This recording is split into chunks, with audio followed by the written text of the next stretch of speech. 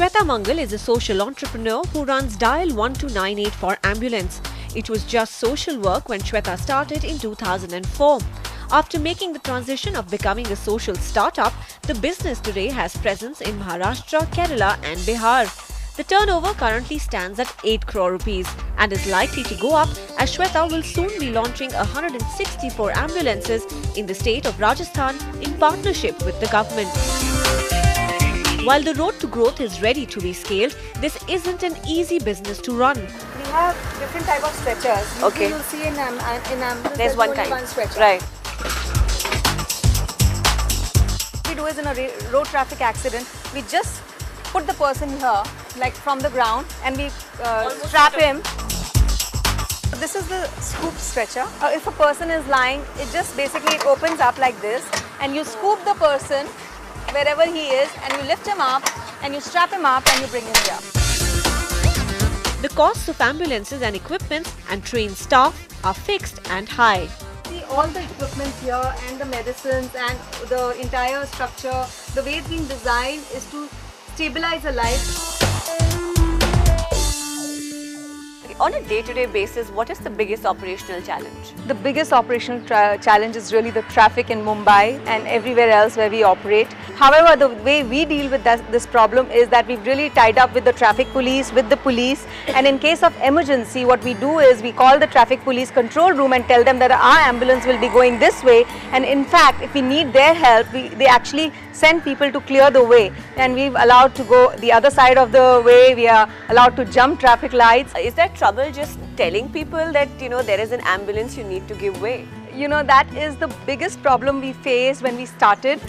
We thought, we've cracked it. We've got ambulances which are well equipped, we've got doctors, we've got helpers, we've got drivers, we've got the equipment, we are ready to save lives. And the biggest challenge was that people were not calling us because you and me, culturally, when we have grown up in this country, we don't believe in an ambulance. So what we've done really is that we are now going to schools and colleges and to housing societies and to offices and telling people that it is important that you call an ambulance because remember, an ambulance has equipment, has a doctor which can stabilize your life while you are stuck in a traffic jam instead of just taking a car. Traffic snarls, lack of awareness about ambulances, rising fuel prices, or simply hiring the right talent and training them.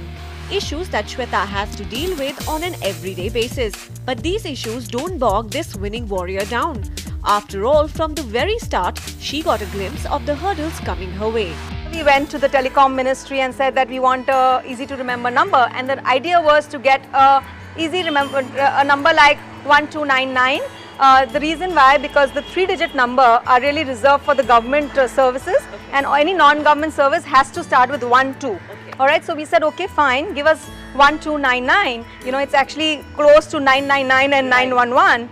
And you won't believe the minister then actually allotted the number to us, and then it started the story of corruption, which is very, very common in India. The officer below asked for a huge bribe.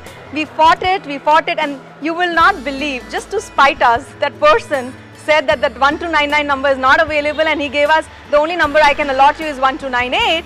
And well, at that time we said, as long as if we have a 4-digit number, it does not matter.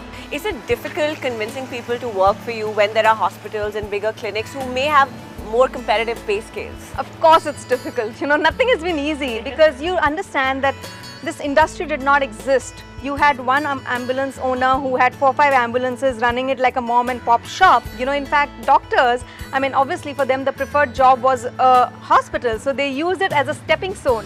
The people who were not getting a job would join us, and within 6 months they would then go back. But I think, there is a joy in actually saving a life, and that joy really builds up on you, and now that is what our staff is really feeling. Do they also need to be trained in soft skills, because we're dealing with lives here, and when relatives of whoever's in trouble, how do you even ask them for money? For an ambulance to run, we need to pay salaries to people who work on it, and I think everybody appreciates that fact. So what we do really is when a person calls for an ambulance, at the first go, we tell them that you want to go from this place to this place, it will cost you that much. So people are expecting that they have to make a payment. Do they also think of it as being insensitive that I'm calling you and saying that I need a life to be saved here, and the first thing you're telling me is this is what you need to pay? See, the thing is that anyways the guy would have paid a cab guy to save that life or to transport him. So here he's paying, and I will tell you one thing, people who we have saved, they end up paying us, you know, the money which they are supposed to pay, plus over and above they tip the people as well, because you know they really appreciate the gesture of saving a life. This winning warrior knows that this is a critical service needed across the country.